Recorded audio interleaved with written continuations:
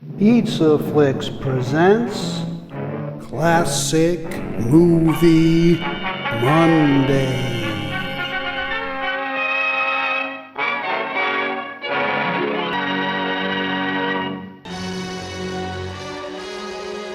From 1949, we have an 11-year-old Natalie Wood, just 2 years after her unforgettable performance in Miracle on 34th Street.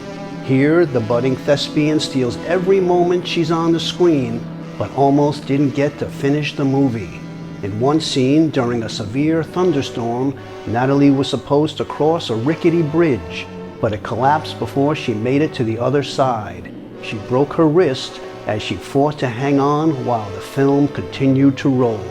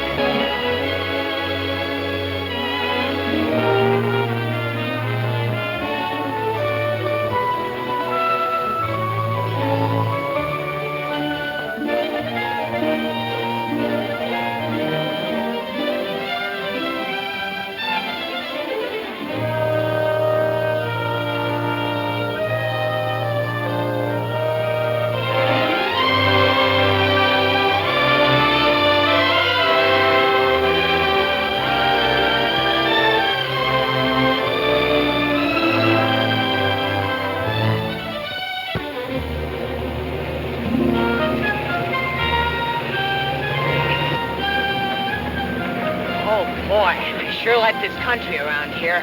All the trees. They smell good. Everything looks like it's just been scrubbed. It's probably as muddy as any place else when it rains. Mr. Matthews, how did you happen to decide to come to Millwood? Well, sir, I don't suppose you ever had to watch a good farm blow away right out from under your feet. No. Well, it ain't pleasant, watching all your work go for nothing. The children's mama was sort of in love with the place, and she wouldn't give up. But after we collected the money from the insurance she persisted in carrying, why, we just up and sold out.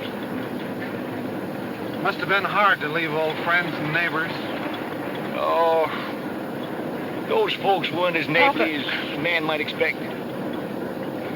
Say, you know that ad you had in the Farm Journal sounded to me just like something I've always wanted. Except that it'll take nearly all the money we Debbie. have to pick it. We're here to see if it's all you cracked it up to be. It's just the carburetor, the float's sticking. Carburetor. The float's stuck. Well, anyway, it isn't a tire.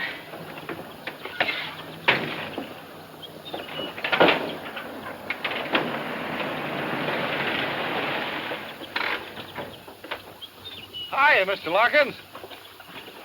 Need some help? Well, the motor stopped. Mr. Matthews, this is Davy Barkley, our county agricultural agent. I'm happy to know you, Mr. Matthews. What seems to be the trouble? Oh, the motor cut out all of a sudden. It's the carburetor. Cut out all of a sudden, huh? Doesn't sound much like the carburetor, sir. Do you mind if I take a look at it? No. Around these parts, when a human being isn't feeling well, why, we call Doc Pomeroy.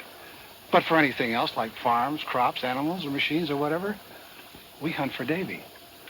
You know, I don't believe there's anything he can't fix. If he believes it ain't that carburetor, he can't fix that truck. Because I can tell just by the wheeze of it what's wrong.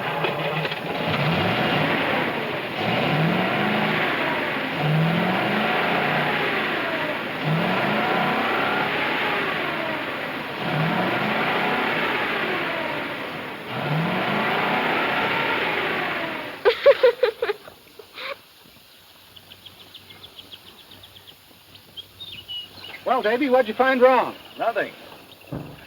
Oh, you mean with the motor? Yeah. Yeah, well, the distributor wire jumped loose. I figured it was that or the carburetor. Well, I'd check it again if you're planning to go very far. Oh, not too far, I hope. I'm showing Mr. Matthews the Brady place. And if it suits him, we'll have some new neighbors. Say, that's fine. It's a good farm, Mr. Matthews. Yeah, that's what Mr. Larkin tells me. But I'll know better when I see it myself. Well, Davy, thanks for your help. Yeah, thanks. I'd like to come by and see you after you get settled, have a talk with you. Sure, Barkley. Anytime. That is, provided we buy. Well, we'll try to make you feel welcome. You do, sir. I'll catch that hood for you. Thanks.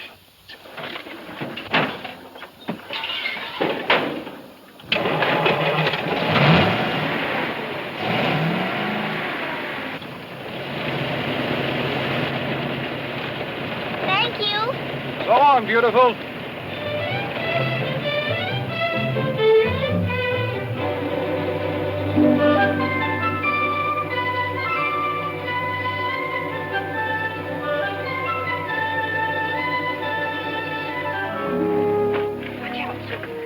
Don't you kids go nosing around. Well, there it is. Of course, it hasn't been lived in for 6 months. Little fix and put it in apple pie shape. Yes, but Uh-huh. Let's take a look at the land. Well, the fields start right over there. come on, I'll give you a ride. Come on. What did I tell you about nosing around?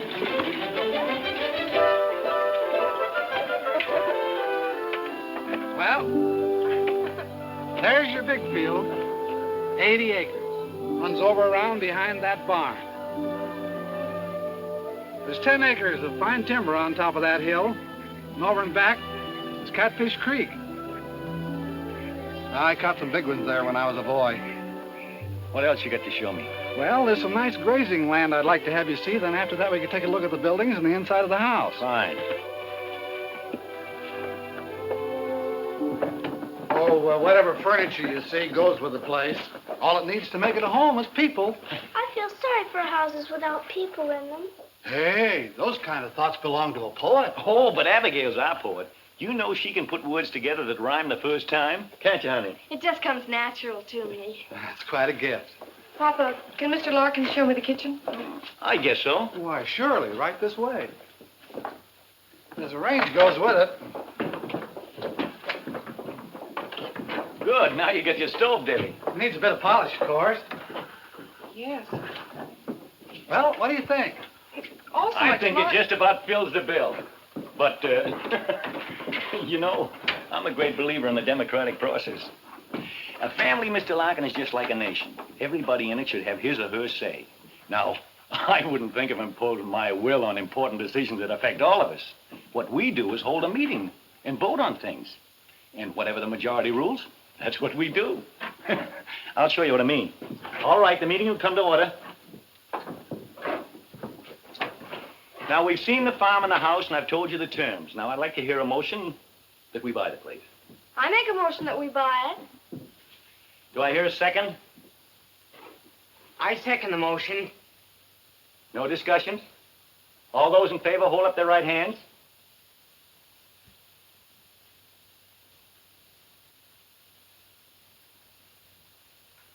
Good. Passed by unanimous decision. You get the papers, Mr. Larkin. Hmm? The papers. Oh, yeah. Now, while Mr. Larkin and I are going over the details, you kids can start unloading that truck. It's Helen! Benediction and blessed! It's Helen! It's Benedicta!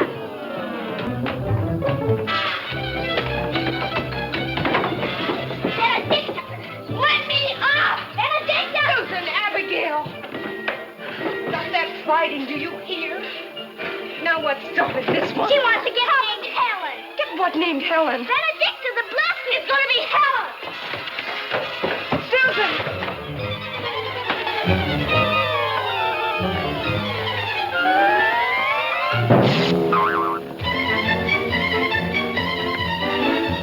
Papa, you did buy her. You did bring Helen. Helen. Her name's Benedicta. Then the what? Benedicta the Blessed. What are you kids talking about? Benedicta, our new cow. But, Papa, you as good as promised I could name her, and I've chosen Helen. It's a beautiful name. It stinks. It does not. It stinks. Yeah, cut that out, you kids. Neither one of them names will do because what I bought ain't a cow.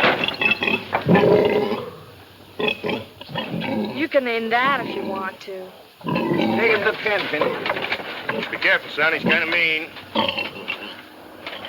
Debbie, can't you keep these kids out from underfoot? I thought you were buying a cow. You'll get your cow, Debbie, a pair of them. Mr. Claiborne, here's letting me have two at a bargain. Oh, about that tractor, Mr. Matthews. I'll let that go at a good price, too. Terms, if you like. Tractor? But we can't afford a tractor. We've spent so much money already. Mr. Claiborne, I'll talk to you about that later. I'd like to think it over. Accommodate yourself, Mr. Matthews. Only a buy like that don't wait long for takers. Yeah, I know that, Mr. Claiborne. I imagine the young ones will be starting school right away, hmm? No, I thought I'd keep them out until next term. We're going to need all the help we can get, you know. I suspect you will at that, seeing the season's so far advanced. Tractor come in mighty handy. Sure would. Well, so long. So long, Mr. Claiborne. Now, Debbie, about that tractor. Papa, Susan, Abigail, and Phineas are not staying out of school. You need help, and we can't afford to I'll manage. We promised Mama they'd get their education. Phineas can help you before and after school, and the girls and I'll divide the chores. We'll hold a meeting and decide. No. They're going to school.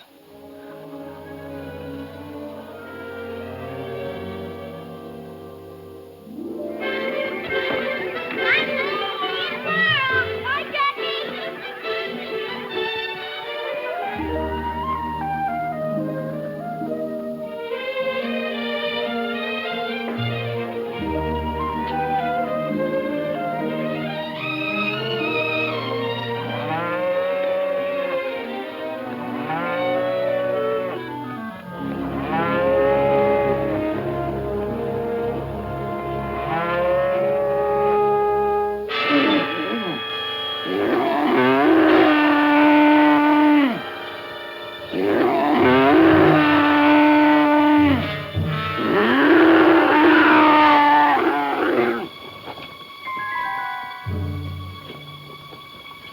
Go away, you little bull!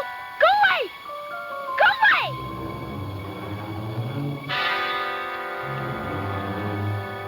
Go back. Go back. Stay away, do you hear? I want to get by and go home.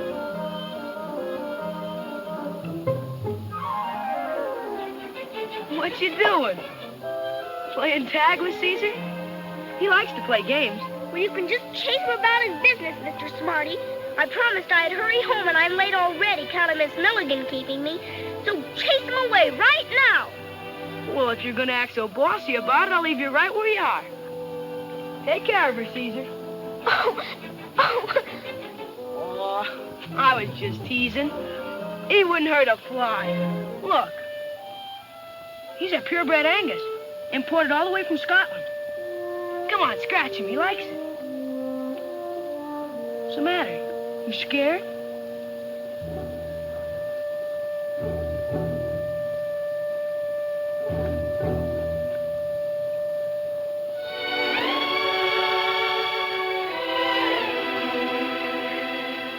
Did he really come all the way from Scotland? Sure he did. Cost me more than $1,000. $1,000? And he's yours? Sure he's mine. All the cattle in his pasture are. I raised them. You mean they really belong to your father, and he let you pretend they're yours? Well, I mean, no such thing. They are mine. Dad gave me 2 Angus calves for a start. I paid him back a long time ago.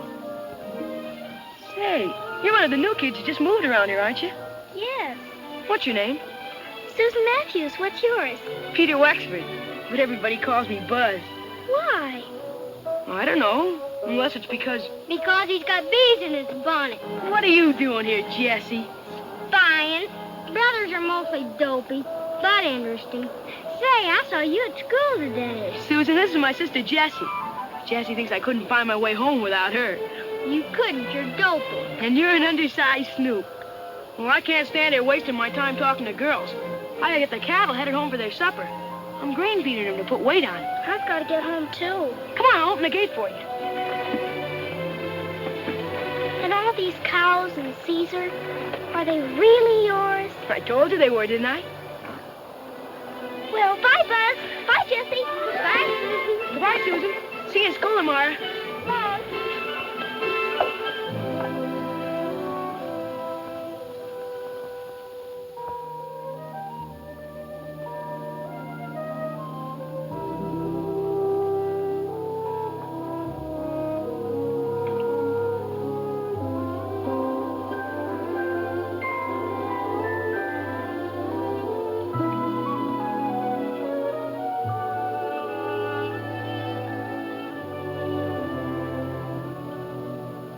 David Barkley is very handsome. David Barkley is tall and slim. David Barkley is very handsome. That the girls all fall for him. What kind of a song is my little girl singing? Something she just made up? What, Papa? That song you were just singing about somebody named David Barkley. Why, I hardly knew that anyone would hear it. But surely you remember David Barkley, Papa. He's the county agent. You know, the man that knew more about your truck than you did. The one that stared so at Deborah. What about him? Why, nothing, Papa. At least nothing that means anything, I'm sure. Well, if it doesn't mean anything that all the girls fall for Mr. Barkley, why don't you tell us what you know? I'm sure we'd all like to hear. I don't know how Abigail would know it, but I think what she wants to tell you is that I met and talked to Mr. Barkley in Millwood today. Henry Larkins told me when he delivered the groceries. It'd be much nicer, Abigail, if when you wish to tell things on the rest of us, if you'd be more straightforward about it. Oh, I don't want to even think what's going to become of us if these suspicions and bickerings keep up.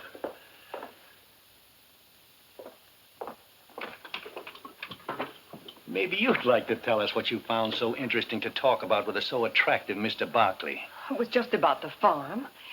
After all, he is the county agricultural agent, and I asked him what crops he thought we ought to raise. And I imagine he was very happy to offer his advice? He did suggest that we plant potatoes. Oh, didn't care for soybeans, huh? Oh, he said the summers here aren't hot enough. I don't suppose Mr. Barkley got his knowledge from working a farm. He studied in college. Well, after all, 40 years of actual farming is apt to give a man more know-how than he can get from reading about it. But he is in touch with all the farmers in the county. And the state university supplies him with the latest information and ideas. I've got all the ideas we need.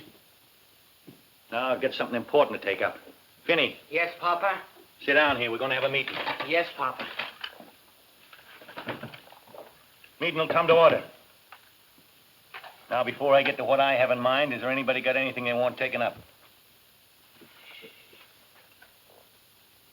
All right, Susan's got the floor. Speak up. Papa, I'd like to borrow enough money to buy 2 lambs. Like these. I want to raise them for my very own. When they're grown, I can sell the wool and pay you back. And after a while, I'll have a lot of them, like Buzz. Buzz? Buzz Wexford. His papa gave him 2 calves, and now he's got a whole herd. And a prize bull named Caesar, worth more than $1,000. And they're all his very own. Only I want to raise lambs. Please, Papa, may I? I met Buzz. He's a swell guy. One fella told me that Buzz made over $800 last year just from his cattle. I think that's a good idea, Susan. There's something in this far more serious than the borrowing of money to buy 2 expensive lambs. And I'm surprised at you, Deborah, and you too, Phineas, that you didn't notice it before you spoke up. Well, Susan, we put your idea to a vote, but I've got to go against it because I think it's purely selfish. I don't suppose you understand that, for if you did, you wouldn't want to go on possessing things all by yourself and shutting the rest of us out. Or is it that you don't want to share because you don't love us like we love you?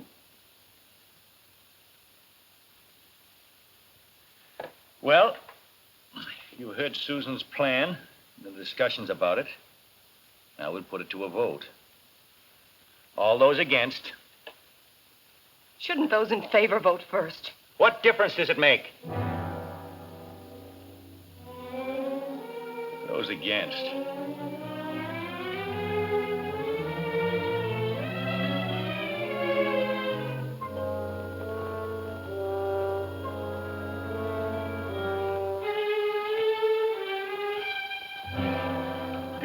guess that settles that.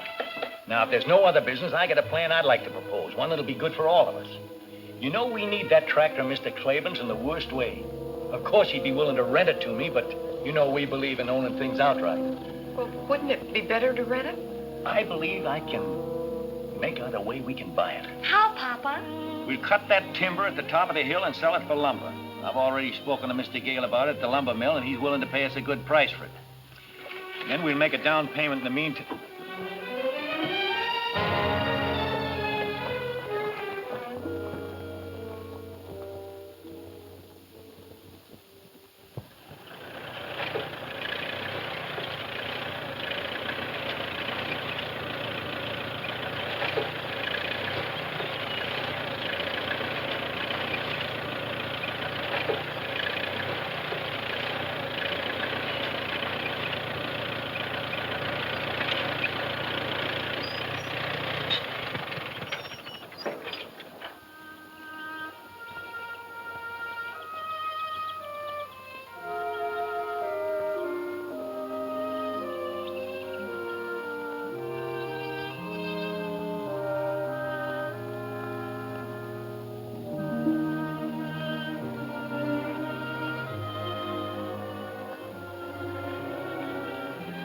All right. Out with the baby. What's wrong? He isn't fair. Papa isn't fair. He got his tractor, but I didn't want those lambs for my own because I don't love all of you. I wanted them because I think I can help you say why. It's because you want to be an individual. And to prove that you are one, you got to do something all by yourself. To own something that's wholly yours. Is that wrong? I don't think so. But how'll I ever be able to do anything like that? Abigail always votes the way Papa does. And if Papa even looks at Finny, Finny gets too scared to vote against him. Well, it's sort of like fighting a pillow, honey. You can't win. You dent it in one place and it just fills out in another. All you do is exhaust yourself. I found that out. But who knows what can happen tomorrow? I got work to do. Want to ride with me?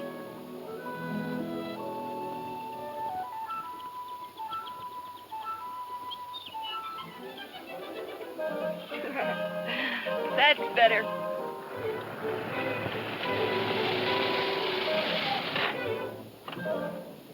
Hello. Hello, Mr. Barkley. Hello. Hi, Susan. Hi. I hate to do this. Miss Matthews, the power vested in me by the United States government, I must ask you to keep an eye on this young woman. Why, Mr. Barkley, what do you mean? I mean that a certain young farmer named Buzz Wexford found your sister trespassing in his pasture and frightening his prize bull, Caesar. No. So that since that day, neither he nor Caesar have been quite the same. That's a big fib. Susan, here's something I want you to look over.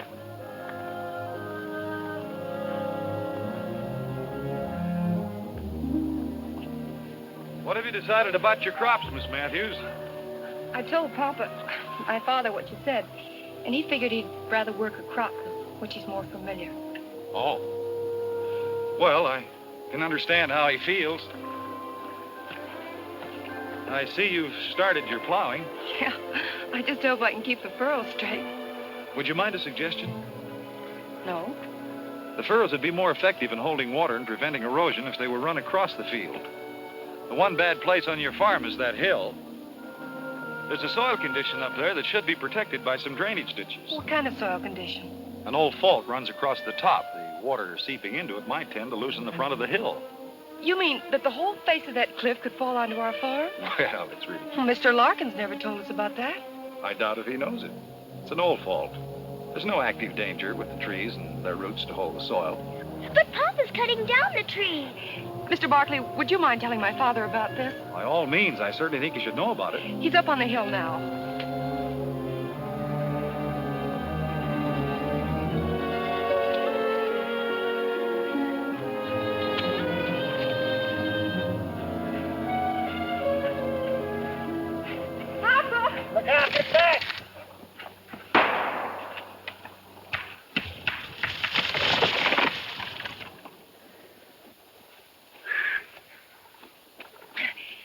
remember, Mr. Barkley? Oh, yeah.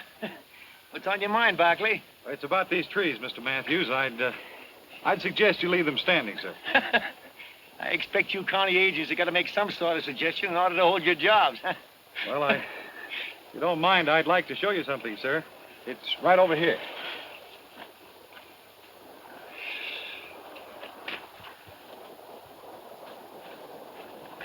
Look at this, Mr. Matthews. That ground has slipped down and away from the earth we're standing on. Yeah, but that looks to me like it happened an awful long time ago. It did, but there's no telling how deep this fracture goes. Look. Here is the face of your hill. This fault runs across here and has a natural drainage into a dry ravine down below that points directly at your farm. Without these trees, the whole top of this hill could erode away. But by keeping the trees in, putting in some drainage ditches along here to protect the fault, it'll save you money. It might even save your farm. Well, thanks again for your interest, Barkley, but I ain't gonna let a crack in the ground stop me from making several $1,000s. And now, as a man who's got work to do, you'll excuse me. Well, thanks for listening, sir. That's all right. It won't be long now before I'll be able to show you what a real farm looks like. I'd like to stop by and see you again. Anytime, but... Debbie, if Mr. Barkley don't mind, I'd like to speak to you. Private. Thank you.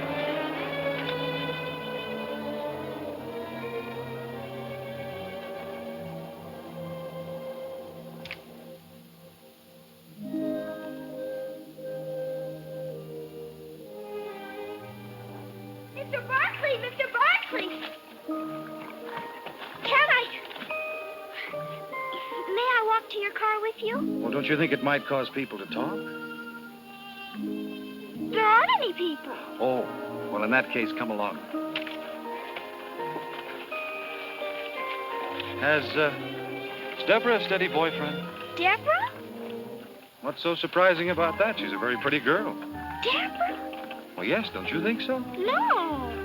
You can take my word for it. She is. She is? Mm-hmm. She, ever go out with any of the fellows back where you came from? Only Charlie Gidget. Charlie Gidget? What did he look like? Oh, he was tall and kind of skinny. And his teeth stood out like this.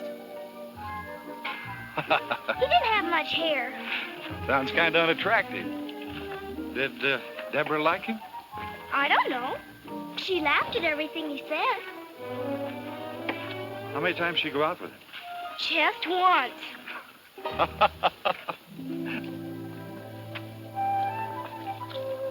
Well, Susan, thanks for accompanying me. You can follow this creek bed right down to your house. But I wanted to ask you something. You did? What? About this, the 4-H club. Oh, yes, the 4-H club. Susan, the theme of the 4-H club is show, not say. Got time to take a little ride with me? Sure. You may be the key to open the door and let the sunshine in. Huh? We can get to my car right up here. Come on, sweetie.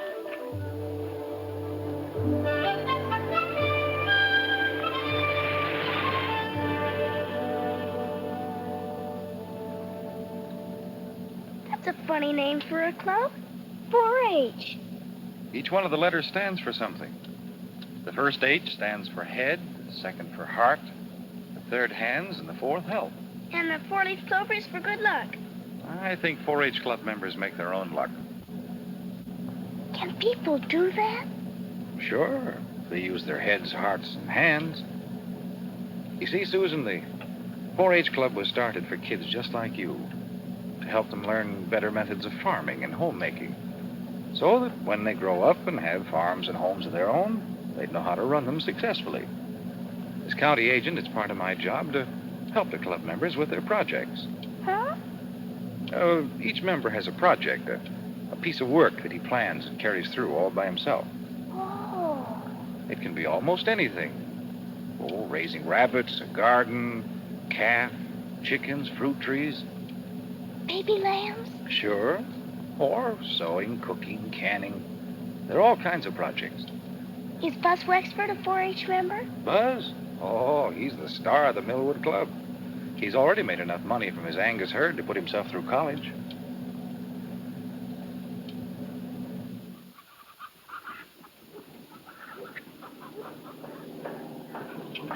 They look fine, Dell.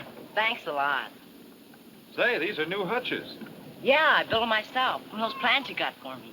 Oh, it's a nice job. Tell me, how are your books? I can tell you, Mr. Barkley, he hasn't kept them up. Got to keep after that, Dell. Keeping books is as important as any other part of a project. I'll do them tonight, for sure. Good. What do we have here? Canned pears. They're for you to sample. Oh, well, thank you. How's your canning project working out?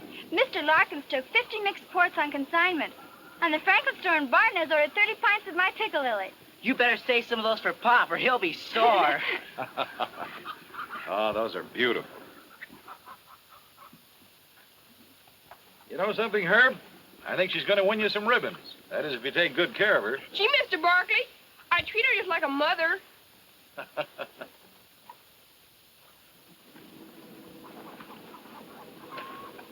Did you get the lime I suggested, Roberta? Yes, and I used the proportions you gave me. Does my garden look good enough to win an award? Well, Later, I mean. it probably will if you work like the Dickens. Oh, I don't mind doing that. You see, this is mine. It's something I've done all by myself. The things you create for yourself always give you the most satisfaction. And you've got the makings of a fine garden. Mom and Dad are so glad you talked me into joining 4-H, Mr. Barkley. I wasn't very happy before. Well, 4-H is happy you joined.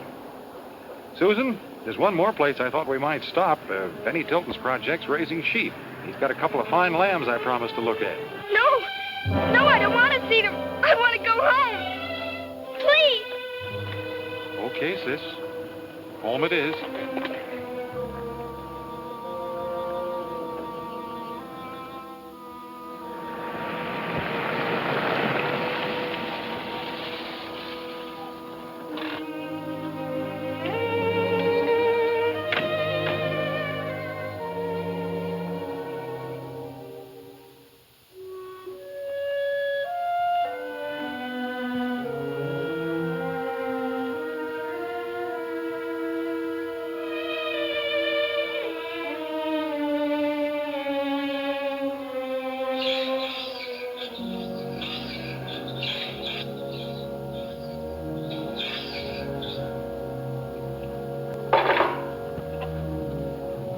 Matthews, I'd like... About the furrows, Mr. Barkley and my It's father... not about the furrows. We're having a dance in town Saturday night, and I wondered if you'd like to go with me.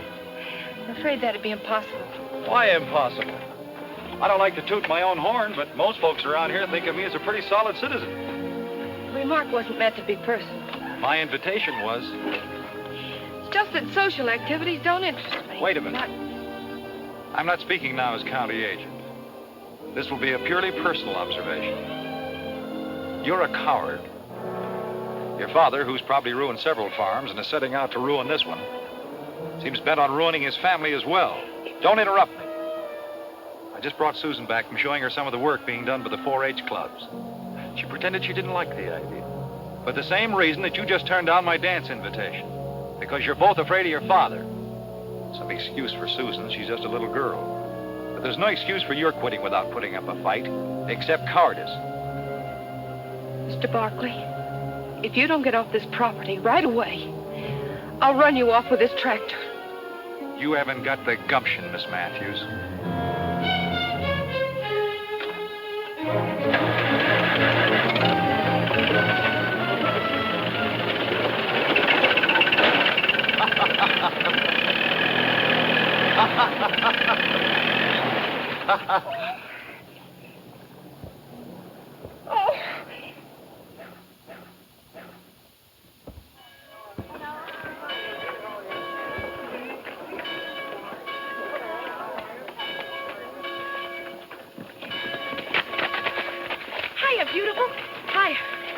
Church, I got something I want to tell you. I can't talk now. I have to pump up the bellows on the organ.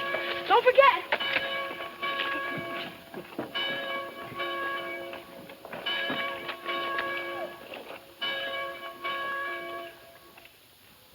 Well, the Matthews. Good morning, Mr. Larkin. Miss Matthews, Mr. Matthews. How are you? We thought we'd try you out and see what kind of a breech you got. Welcome to our church. It's a nice church, Mr. Larkin. Yeah. Looks friendly. We mean it to be. Our Reverend Benton is less given to preaching at us than talking to us. We like it that way. I'll show you to a seat.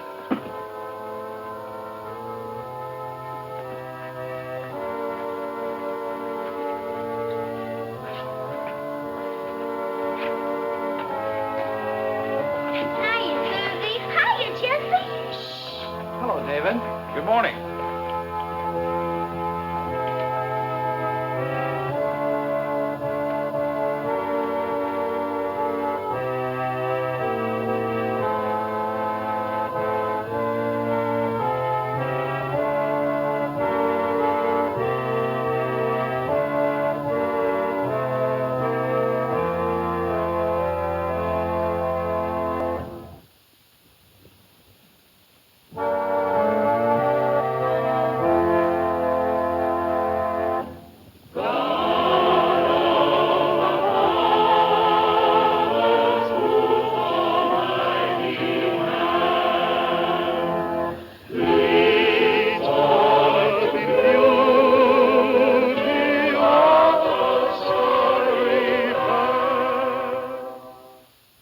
sermon today is inspired by the story of Moses and the promise that God made to him.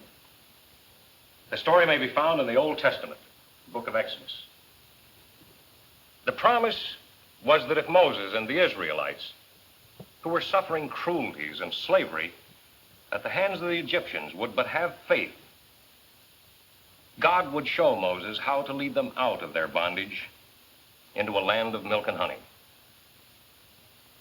It was the promise of a new life, a beautiful green promise.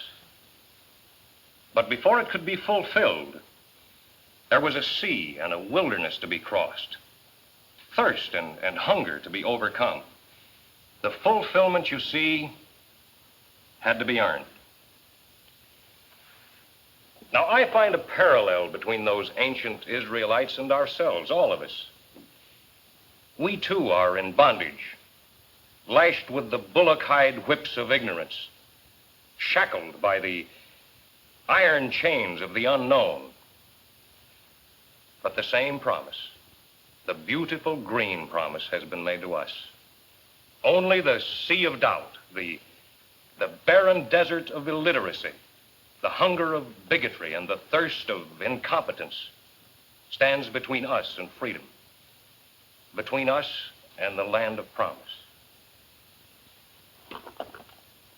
Now, we've been given not just one Moses to guide us, but many, our men of science, our doctors, chemists, mineralogists, agronomists, all those patient seekers after fact and truth, the delvers into the mysteries of matter, the searchers of the mind for a better understanding of human behavior. These men are our Moses, turning our feet away from the false and easy trails of superstition and guiding us along the steep and toilsome path of knowledge, the one true and the one and only road to the land of promise, where we may claim our heritage. To my mind, the really sinful man or woman is the one who, through bigotry and ignorant pride, refuses to learn, and calling his ignorance virtue, tries by self-made rule and by scorn to keep all others from learning. These are the real sinners. And here is the vilest evil.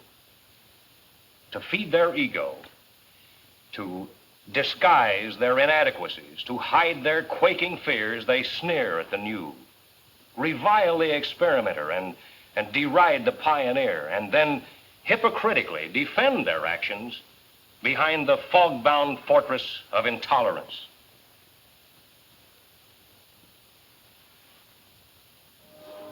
Mr. Matthews. Enjoyed your sermon, Reverend. It was a fine talk. Made sense. Thank you, Mr. Matthews. I'm glad you could accept my invitation to attend our service. I'll see you all again next Sunday, I hope. Oh, we'll be here. We're a church-going family. Papa, we must hurry. Come along, Abigail. Young man, excuse me. Surely.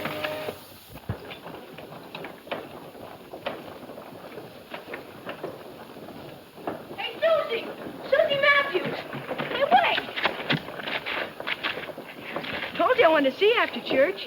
I forgot. That's the way it is with me. I just don't make any impression on girls. What I wanted to tell you is that my mom, she and Reverend Benton are the leaders of our 4-H club, would like to invite you and your sister and brother to our club's masquerade party. Of course, the party's about 5 weeks away, but I thought I'd better speak early before you met some better-looking guy. Is it a date?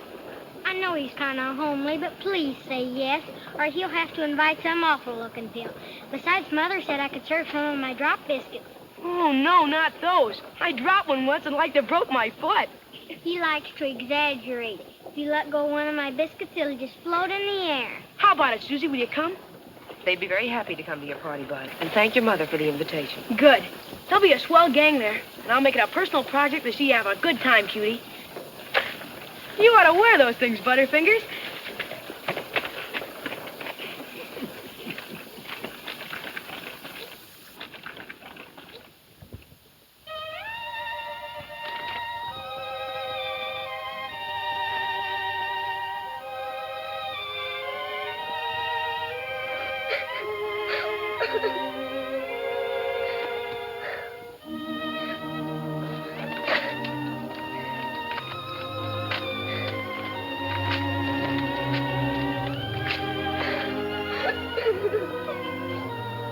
Susan, aren't you finished with Vinny's room yet?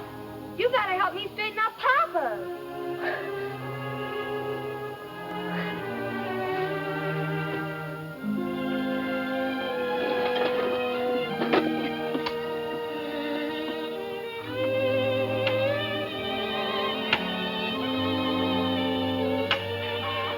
Hey, what you doing with my fishing tackle? Well, I thought maybe you'd take me down to the creek. Will you, Finny? Oh, gee, Oh, I daresn't, Susie. I ain't got the wood cut for Deborah to cook supper with. Papa'd skin me alive. Oh, please, Finny. We'll only stay a little while, and I'll help carry in the wood. Well, maybe there'll be some early ones hungry enough to bite. But we gotta start home in time for me to get the wood in. Boy, this looks good, Susie. We ought to get some big ones here. Come on. I can get up by myself.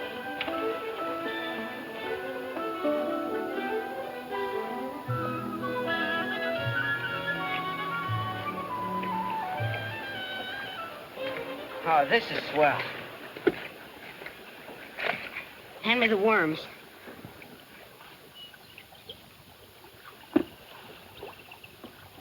Here you are, Susie.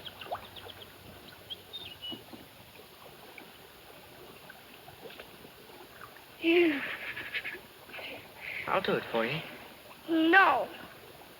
It isn't fair to let others do an unpleasant thing you can do for yourself. Just because it's unpleasant.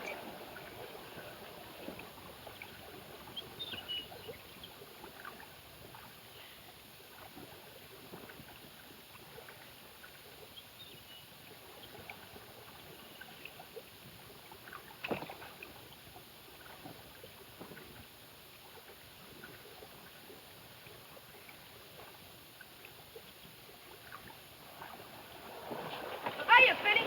Hiya, Susie. Oh, hiya, Buzz. You know, you're trespassing on my pool. You're trespassing on our property. Well, gee whiz.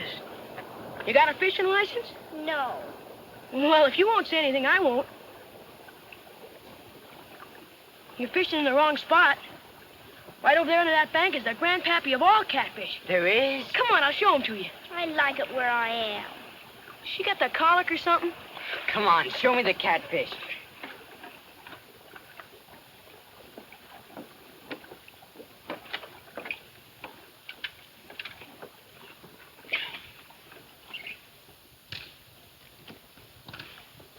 What is it, Buzz? It's Jessie.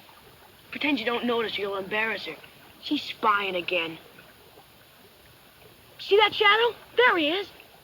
Gee whiz, let's try and catch him. Oh, he's too smart. All he does is just bun for faith. Jessie. He's almost as smart as Buzz thinks old Caesar is. Caesar is smart. Caesar's smarter than you anyway. You didn't know I was trailing you. Sure didn't. I thought it was an old stray cow. Did ya? Homer says you're gonna enter Caesar in the state fair this fall. Are you, Buzz? He is if he wins at the County Achievement Day. Achievement Day? What's that? That's when all the clubs in the county compete. Whoever project wins gets the show at the state fair. Caesar wins that, I'll get to take him to the national show in Chicago. Boy, wouldn't that be something? Yeah. Of course, it ain't all up to Caesar. I gotta learn how to show him. Gotta be able to produce all the records of how much it costs to raise him, what he ate and all that. Those judges want to know everything. I sure hope you make it, Buzz. I wish Papa would let... Finny, time for us to start home. Anyhow, no one could catch fish with all the jabbering that's going on.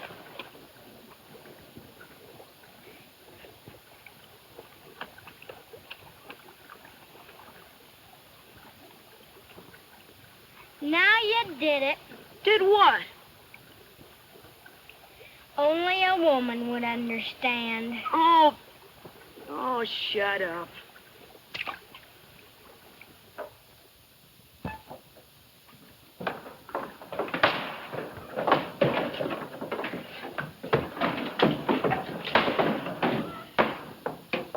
Yes, it's full, and I had to fill it. You just wait, Phineas Matthews, until Papa hears about this. He'll probably give you a good whipping. But, Abby, it wasn't Finny's fault. I made him go. Explain that to Papa. You're gonna get it. Listen, Abby, if you won't tell Papa, I'll give you a new Indian bracelet I just made. Let me see it first. It's upstairs. Come on.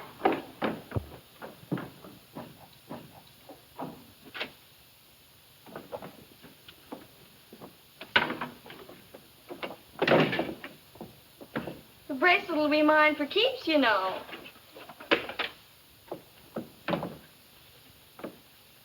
You give me that, you nasty little snoop.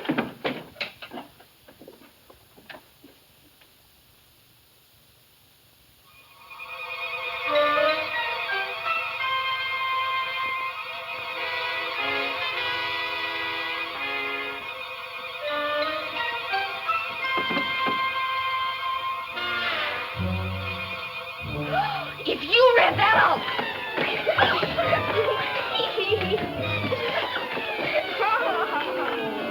You give me that or you'll be sorry. I won't be the one who's sorry after Papa sees this misformed divine. Oh.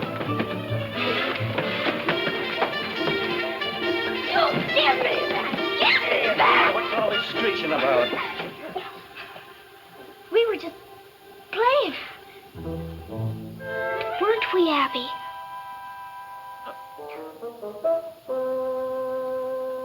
Why, yes, Papa. We were just playing. Well, I guess two healthy girls are gonna make a little noise, but hold it down, huh? I'll go with you, Papa. There's something I want to show you. What? What a fine pile of wood Finny cut for Deborah.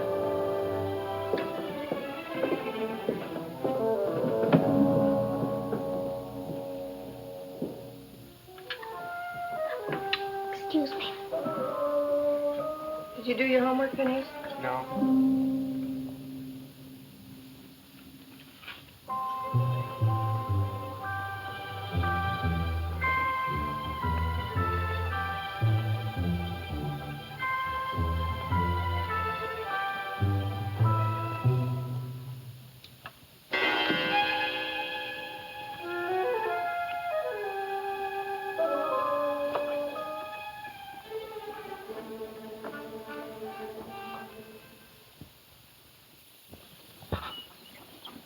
Hey, I wonder whose car that is. It isn't Mr. Barkley. Of course not. Papa'd run him off the place. Vic Cam. What does that mean? Physician. It means doctor. Someone's sick.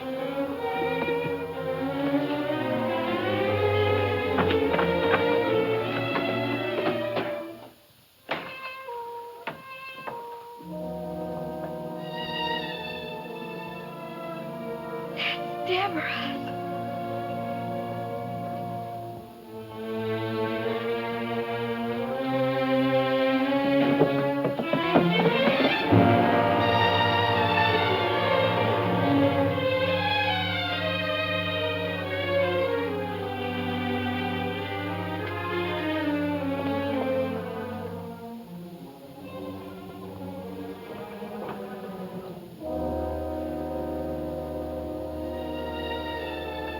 tree fell on him.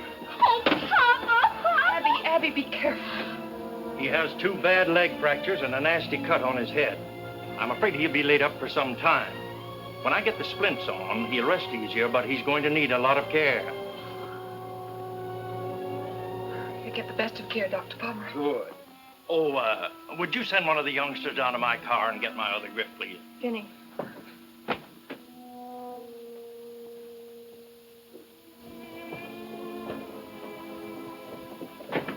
How's Papa? He's resting better since Dr. Pomeroy gave him those pills. Oh, what are we gonna do? I don't We're see how going to behave ourselves for one thing. But with Papa hurt and not able to work, we'll lose the farm and this house, and we'll all be put in an institution. Oh, Abigail, will you please stop that sniveling? I got no intention of letting us lose this farm. I'm going to plant and harvest crops if it kills me. And you kids as well. I don't see how you expect us to do everything. Plowing and planting and feeding the stock and cutting down trees. And we're not going to cut down the trees. But Papa wants us to, and he I'm said- afraid some of Papa's plans will have to be changed. You mean that on the very minute that poor Papa is stricken helpless and maybe lying on his deathbed, that you're plotting to change everything he planned and ruin us? Abigail, now listen to me. No, I'm going to tell. I'm going to tell Papa everything. I'm glad I never took the notion to write for Dr. Lumlock's secret lotion. I'd hate to have any friends of mine asking about my form divine. What on earth has come over you, Susan? Nothing at all. Except I'm pretty sure Abigail didn't mean it when she said she'd tell Papa everything. Did you, Abby? No, of course not. I was just making a joke. I wouldn't think of telling Papa anything you didn't want him to know, Deborah. Honest. Get me some hot water, Phineas.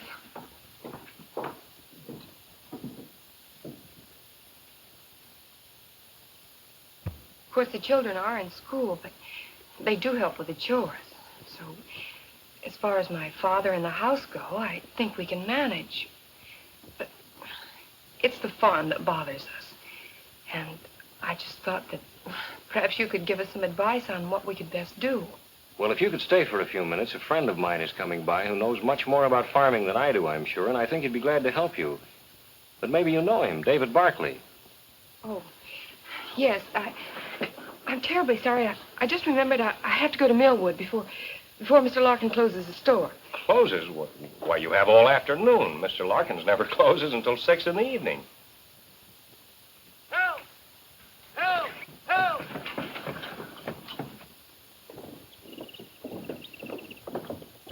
Help! The truck's brakes must have slipped. I can't let go long enough to settle.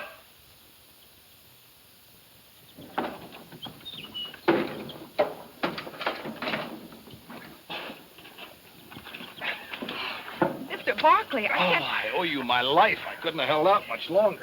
I can't tell you how sorry I am. I was sure I set the brake. Forget it, Miss Matthews. But Mr. Barkley, why didn't this rock hold back the truck?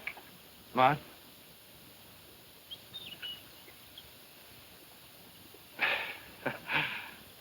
Thing like that could ruin a tire.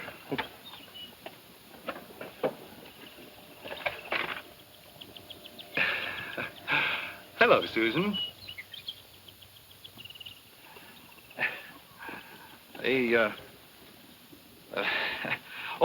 Reverend, my sister-in-law and her mother wanted me to say goodbye to you. Tell you how much they enjoyed your sermon last Sunday. Oh, thank you. Have they gone home? Left yesterday. Brother Edward said if she didn't want him to starve to death, she better get herself home. Think it could be jealousy?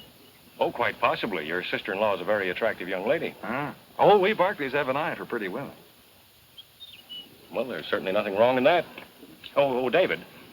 Miss Matthews came by to ask my advice on how best to manage the farm now that her father's laid up, and I told her I thought you were the one really most qualified to help her. And it just occurred to me, I think it would be a good idea if you'd go out to the farm right now, and then you could talk things over right on the spot. An excellent idea, Reverend. Excellent. Would you lead the way, Miss Matthews?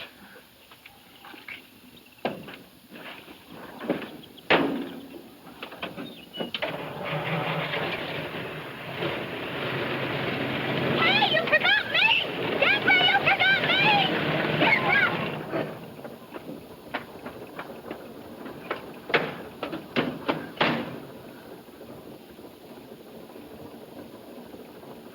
Thanks, Jim. Thanks a lot.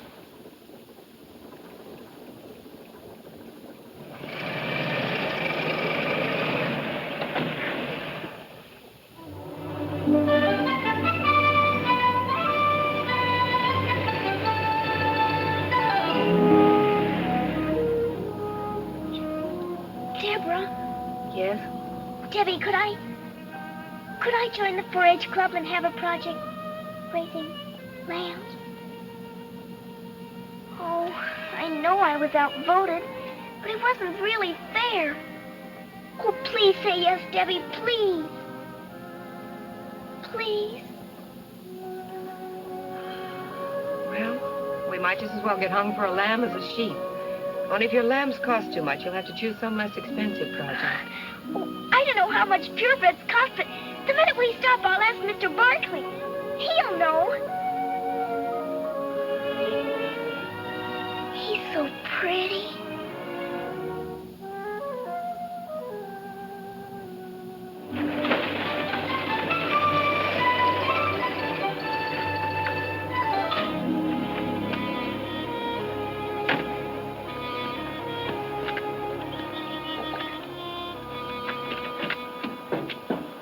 Thank you. There's something I'd like to tell you. Yes? Maybe we'd better talk about the farm first.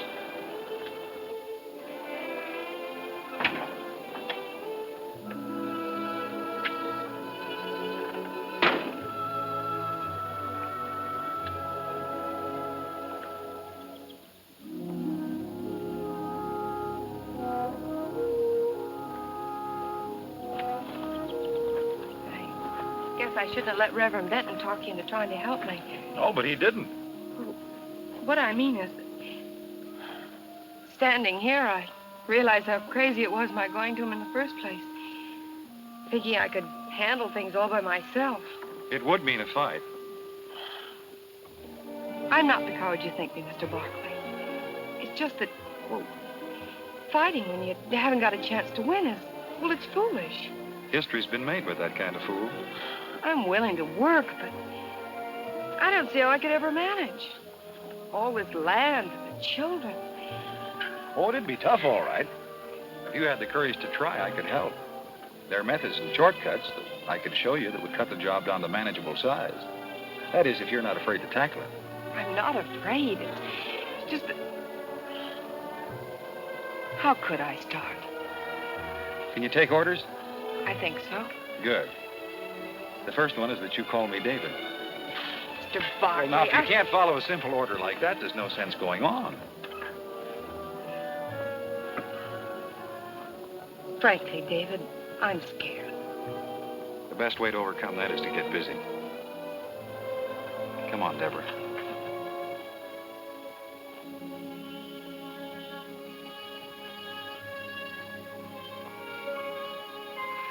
Gee whiz, Abigail. You'd think they'd run out of words after a while. Abigail?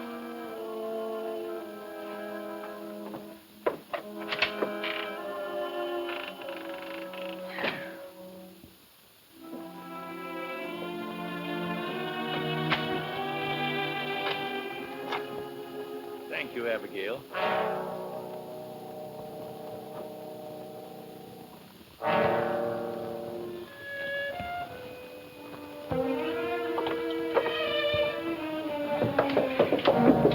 What have you been telling Papa?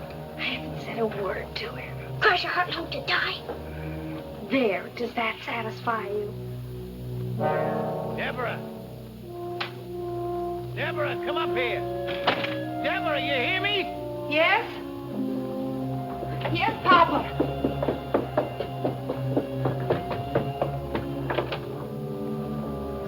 What was it you wanted? Now you listen to me, Deborah. Don't you think for 1 minute that I don't know what's going on behind my back. Because I do. But if Abigail hadn't come up and raised that window to give me some fresh air, I would never have known about this treason. I heard every word you and that book-taught farmer said. You probably prayed that I'd be struck down so as I could try out your crazy schemes. You're a Jezebel, that's what you are, a Jezebel. Oh, you don't care if his insane ideas ruin us and drive your helpless sisters and brother out into the world homeless and... Papa, be quiet. You slept through the sermon when Reverend Benton was describing the sinner who didn't want to learn and who tried to keep everyone else from learning. He might just as well have been describing you. David called me a coward for not standing up to you, and I got angry. Now I realize he was telling the truth. I've made up my mind not to be afraid any longer. Since you can't run this farm, I must. And I intend to run it David's way. Now, if you need anything, you call me.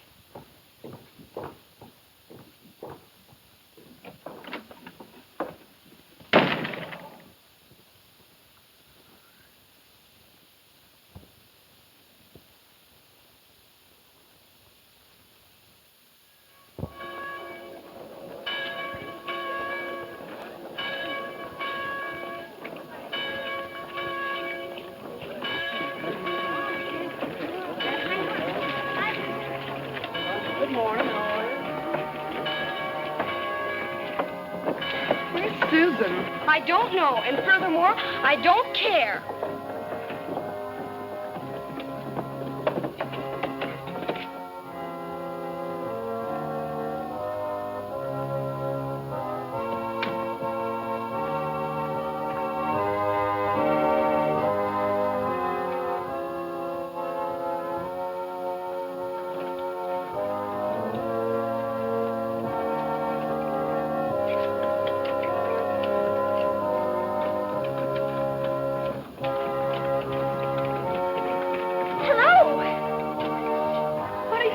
In here. Oh, Buzz, I've got something wonderful to tell you.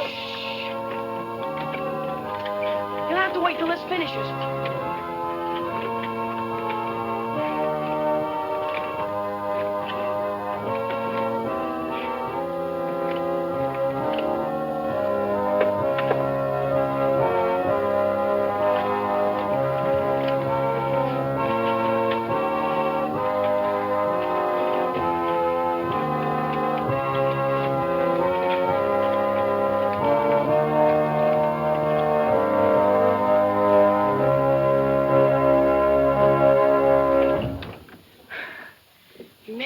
Sure uses a lot of air. She likes to hear that old organ roar. What is it you want to tell me about? Well, Buzz,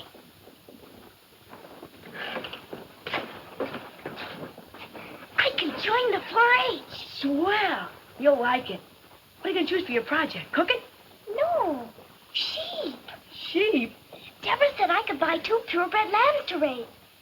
That is, if they don't cost too much. Do they, Buzz? Well, they're kind of expensive, Susie. How expensive? Well, real good lambs cost about $30 or $40 apiece.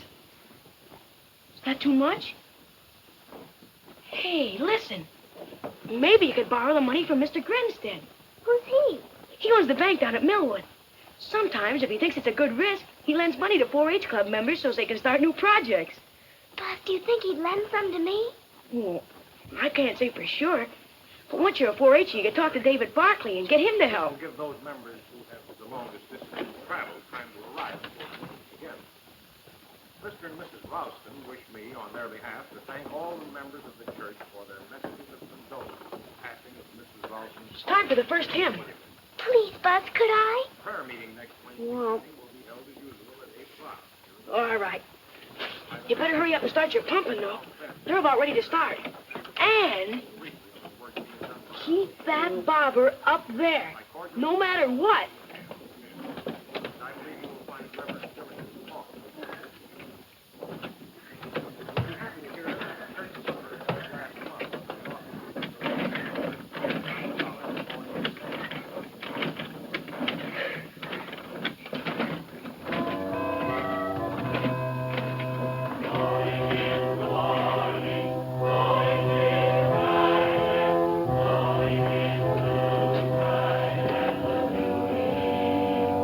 Waiting for the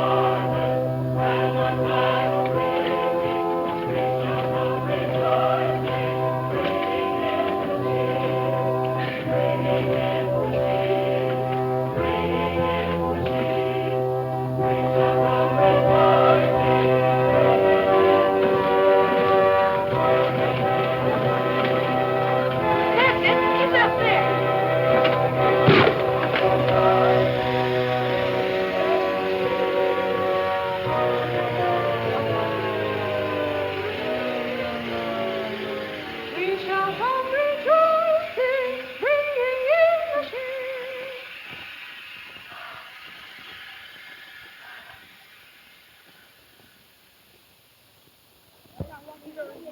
The fire burned all the cover off the north side of Strawberry Hill, leaving it bare and subject to erosion by rain. Excited?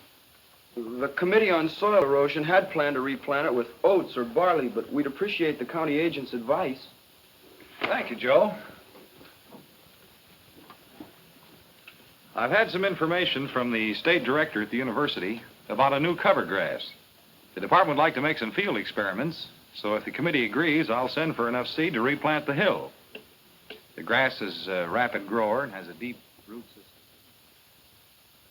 Miss Susan Matthews.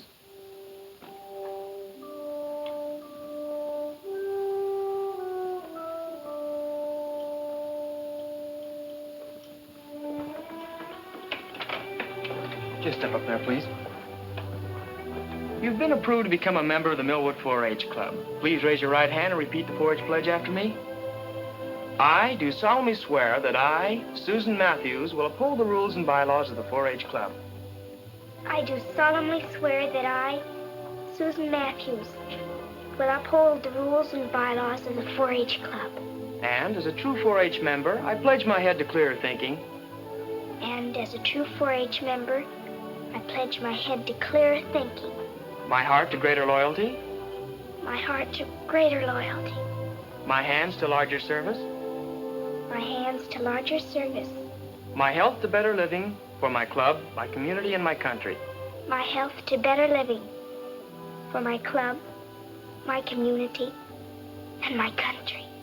I herewith declare you a member in good standing of the 4-H Club of Millwood.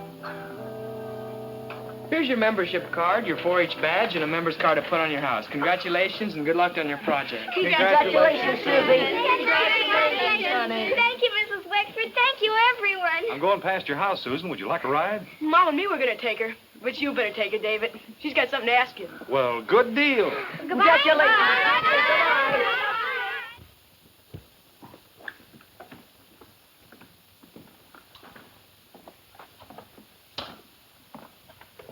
Good morning, Mr. Grinstead. This is Miss Susan Matthews, the 4-H Club member I spoke to you about. Susan, this is Mr. Grinstead. I'm pleased to meet you, Mr. Grinstead. Come in.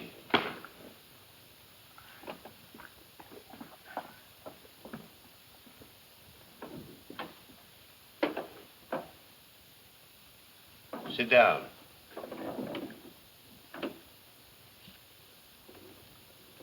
You belong to the 4-H. You want to make a project out of raising 2 purebred, Caracal lambs. You have no money, no security, but you want to borrow money from my bank. That right? Yes, Mr. Grinstead. How do I know you know anything about raising Caracal lambs? They're a very hardy breed of sheep imported to the United States from Boca Jara. Many experiments prove they thrive in this country. Their wool and hides are very valuable and have a ready market. The wool from the grown sheep measures from 8 to 12 inches and weighs from 7 to 9 pounds and is used for rugs, carpets, blankets, and sometimes to make hats. The meat is not considered as good as that of other breeds, but is wholesome, and the milk from the ewes is made into fine cheese. The ewes grow to a weight of 125 to 175 pounds. The rams from 150 to 200 pounds. My brother Phineas has promised to help me build a shed and feeding troughs. I'll raise 2 beautiful lambs, Mr. Grinstead.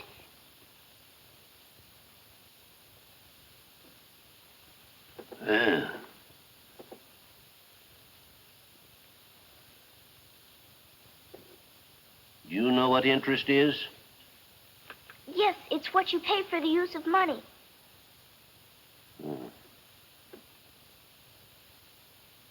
My bank charges 6%. Are you prepared to sign an agreement to pay that for any money you borrow? Yes, Mr. Grinstead.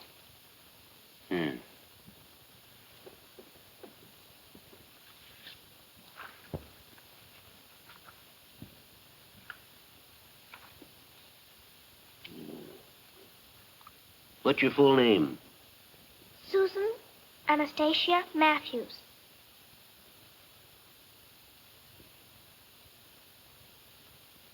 Your address? RFD number 3 Millwood. How much money would you need? $75.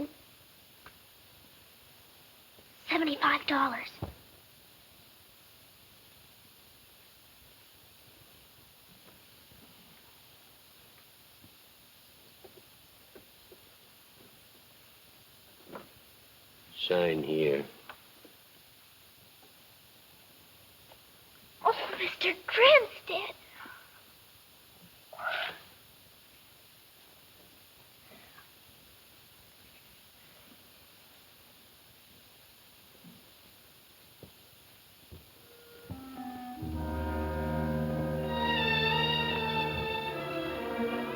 Poppy, you're being very silly about things.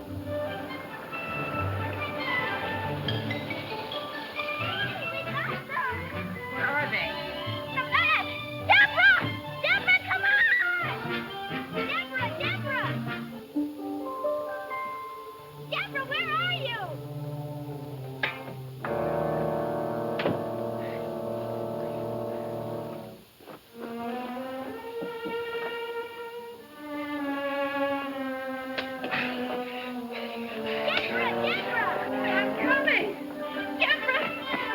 We got them! We got them! David, look! They're beautiful! They're just beautiful! Here, Susie. And I've got their formula because they have no mother. But I'm going to be their mother and bring them up to be the 2 best lambs in the whole wide world.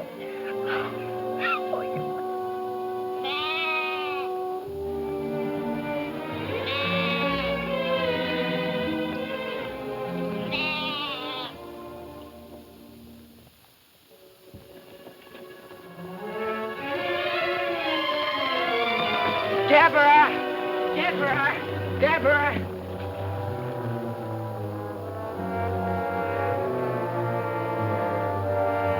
Where? Up in the woodlot on the hill. They got a power saw and everything.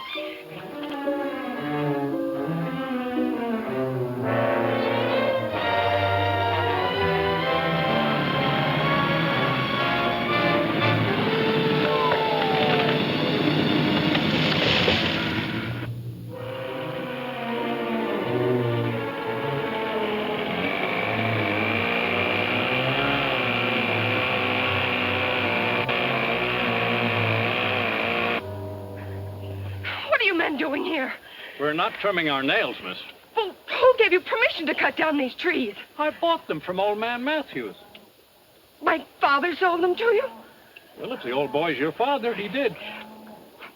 You can't have them. Now, look, miss. These men and this equipment's cost me plenty every hour. Now, if your old man wants to change his mind, he's going to have to pay for that. Plus, the profit I have a right to expect. You bring me a check to cover it, I'll call off the men. And otherwise, no.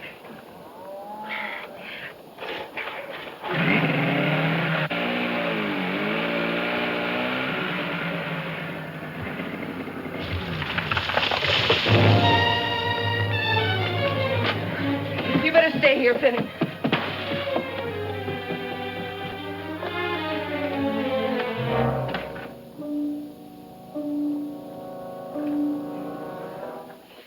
That man in the woodlot. What about him? You sold him our trees. I did. We need the money.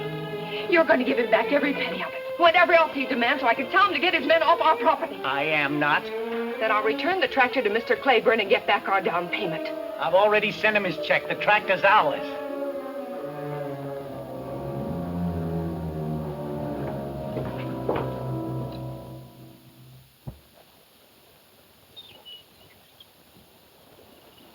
If they just hadn't taken out all the stumps.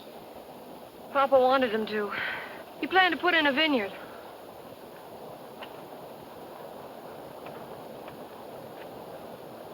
How bad is it, David? Well, any rain will drain down into the fault. Well, what about digging those ditches you spoke of? That's a big deal. But there are a lot of roots that'll hold for a while. Don't look so serious. I'll work out a plan when I get back from Fulton. You're going away? Only for a week. Think you can bear it? I guess so. If I must. Meanwhile, I'll show you something that Phineas can get started.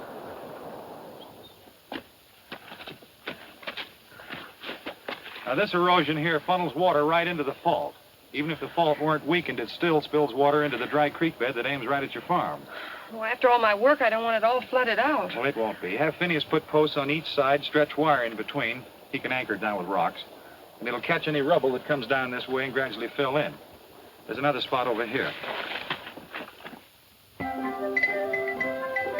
Now, Maurice, hold still and mind me. I'm your mother, you know. I expect to win a prize this fall if you don't learn to behave. I'm out here! You're always out with those lambs. Come on in and get your costume fitted, or you won't be ready for Buzz's party tonight. I'm coming. You think you can behave yourself while I'm gone? Very well, then. See that you do. I'm coming.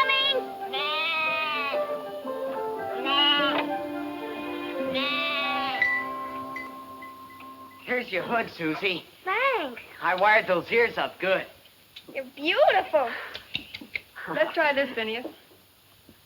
Ow. Well, stand still. Gee, you look swell. Deborah made it. I'm Daniel Boone. No. Hey, you going with us? I'm going out, but not with you. Where? To a dance. To a dance. Well, don't act so surprised. That's not very flattering. I'll bet I can guess. David Barkley's back. Oh, you're much too smart. He's coming back late this evening. Well, gee whiz. Susan, there are times when I could just...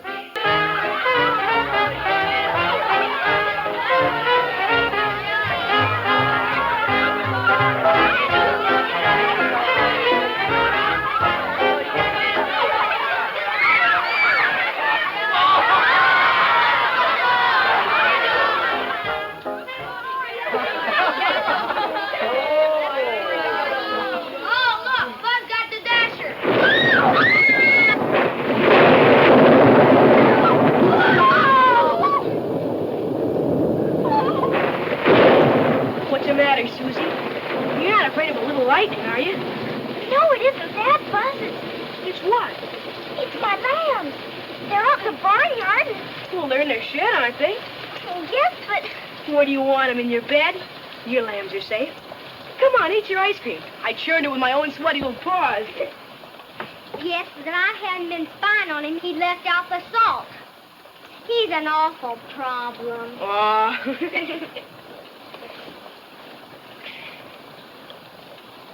You want a trade? Uh-uh.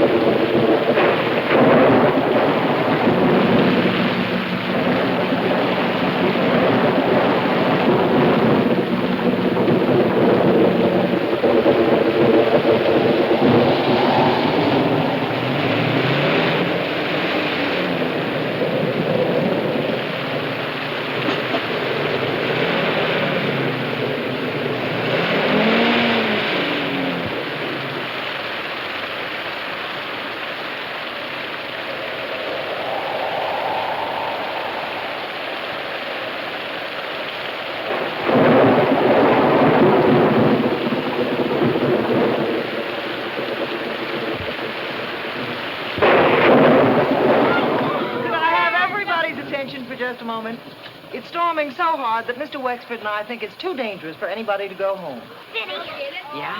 We can't stay here. We've got to get home. Oh, but I never heard rain like this. If anything should happen to my lambs, Oh, they'll be all right. Please, Vinny. Oh, but Deborah told us to wait for her and David. Well, you heard what Mrs. Wexford said. All right, Vinny.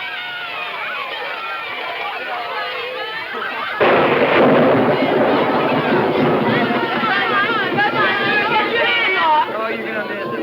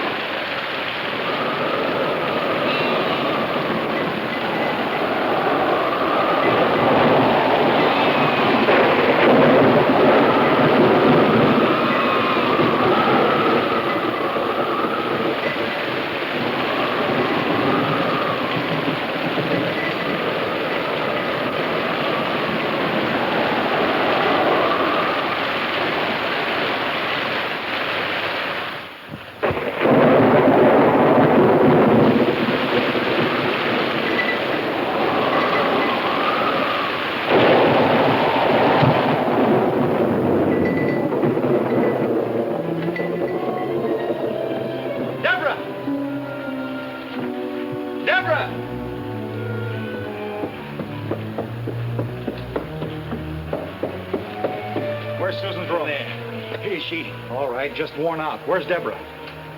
When the barnyard started flooding, she went up on the hill to check some barriers. I'll put Susan to bed and go look for her.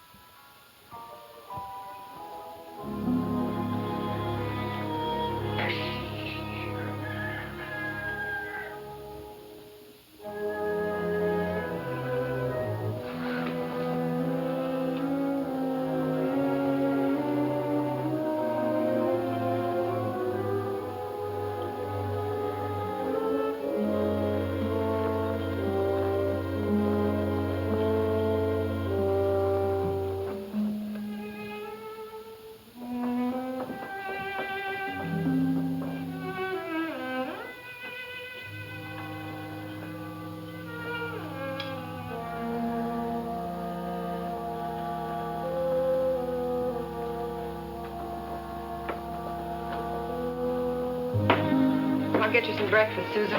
No, thank you. I don't feel like eating. My lambs, are they... Behind the stove, Susan, fat and sassy.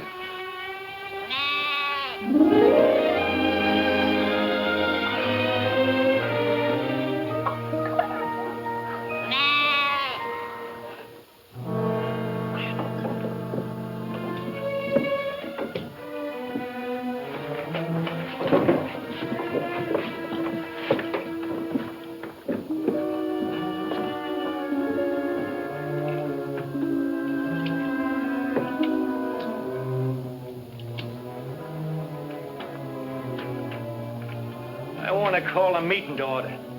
I'll wait outside. You're mixed up in our affairs enough to stay and hear what I've got to say. Sit down, all of you.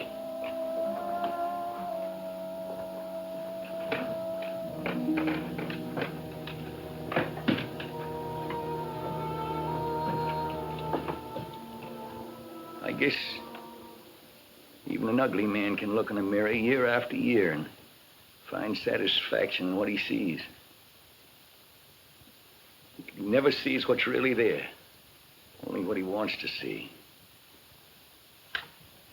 A reflection of himself as he likes to imagine he is.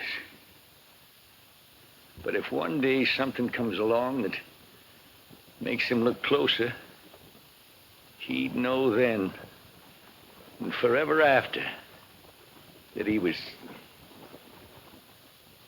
just an ugly man. Mr. Barkley, I knew deep down inside your advice was well-intended and good. But I turned it down just like I did everything else that didn't happen to agree with my own peculiar notions. Also, I was afraid that you and Debbie, well, I was afraid afraid of losing her and all the work she could do for me. I preached the idea of us all working and owning together because I was afraid to compete with others and show up my own lack of ability. I tried to hide all this, even from myself, behind what I was pleased to call the democratic process. That my judgment was bad and my methods unfair, I realize now that it's too late.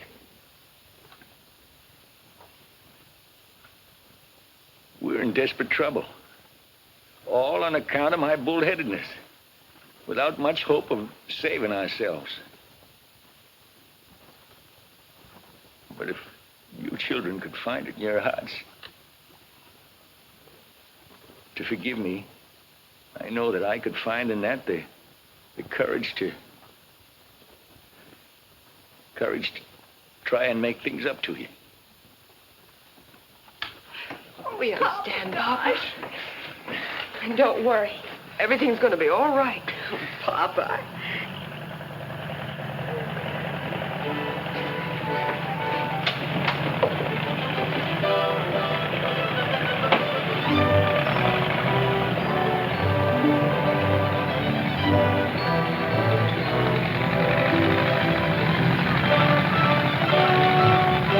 Come on, David. The 4-H gang's ready to start cleaning up. Yeah. What are you doing here?